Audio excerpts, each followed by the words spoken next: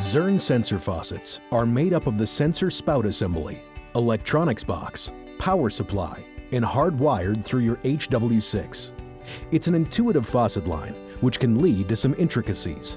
Use this troubleshooting video guide to ensure a flowing performance that accommodates both the users and the restroom environment. We'll cover the 5 most common problems that maintenance experiences and the corrective measures you can take to get it resolved. Need to skip ahead for a quick fix? Find the problem that pertains to your situation and come back anytime. Now, sink back as we get into the top 5. Problem 1.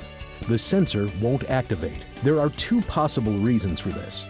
Either the sensor didn't have enough time to calibrate when it was initially installed, or the solenoid may need attention. If it's the first reason, disconnect the sensor cable from the electronics box.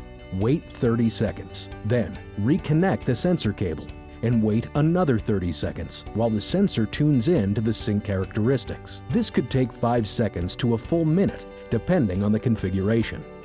You'll hear a satisfying click to let you know that calibration is complete. The second issue may be with the solenoid. Disconnect the solenoid cable and inspect the pins. If they're bent or broken, replace the electronics box. If the pins look good, replace the solenoid with Zern part number P6950XL-SRK-V2.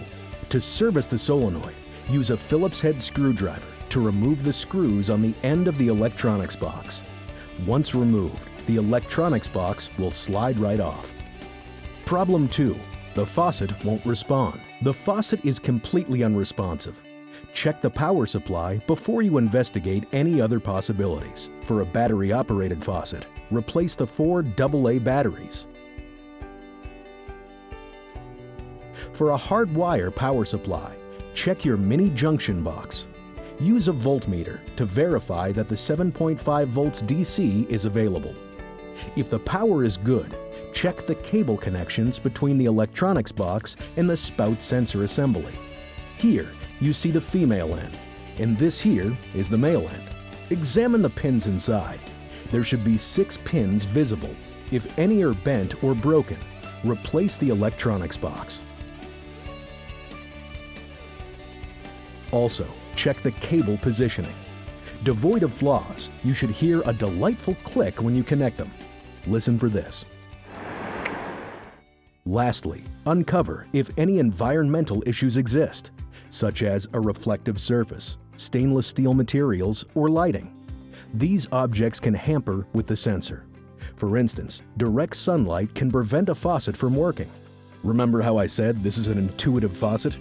Each faucet includes 4 sensor sensitivity options to optimize performance. Remove the battery cover to access the dip switches. Try modes A and B for various lighting conditions, sync materials, and configurations. Dip switch 7 controls the sensitivity.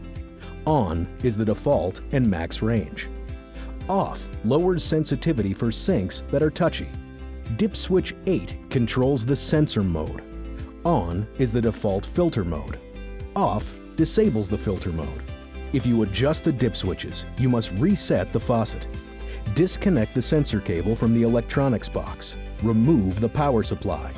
Use a metal tool, such as a screwdriver or Allen key, to discharge the electronics box. You do this by touching the tool to all of the pins in the connector housing from the electronics box. Then, allow the faucet to calibrate as we did when it was first installed. Problem 3. Water doesn't stop. This means the electronic cable box pins are bent, missing, or broken. Check the pins within this connection here. If they're damaged, replace the cable battery box. Problem 4. Ghost activation. This doesn't mean spirits are washing their hands. It could be a damaged or obstructed sensor lens from dust, sunlight, or reflective material. Once again, you can adjust the sensitivity and sensor mode dip switches, as mentioned under Problem 2 for calibration. Also, try wiping the sensor lens clean using mild soapy water and a soft cloth. For a damaged lens, loosen the screw and pull the sensor eye and cable from the spout. Replace it with a new eye and screw tight. It's the 5th and final problem: leaks. First, assess where the faucet is leaking. If it's below the countertop, there's either a loose connection or a damaged O-ring. Disassemble the water connections by using a smooth jaw wrench. Make sure the seals and gaskets are in place and not overly worn. Then, assemble the parts back together, ensuring a tight connection. We don't recommend using thread seal tape on the threads. The rubber washers connect here and here. The supply line connects here. The electronics box contains the solenoid. Tighten it securely to the side of the water inlet.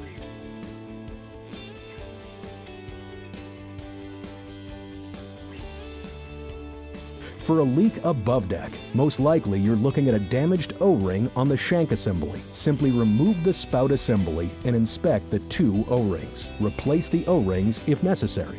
To remove the spout body, first, turn off the water. Next, remove the spout by disconnecting the sensor cable below the deck.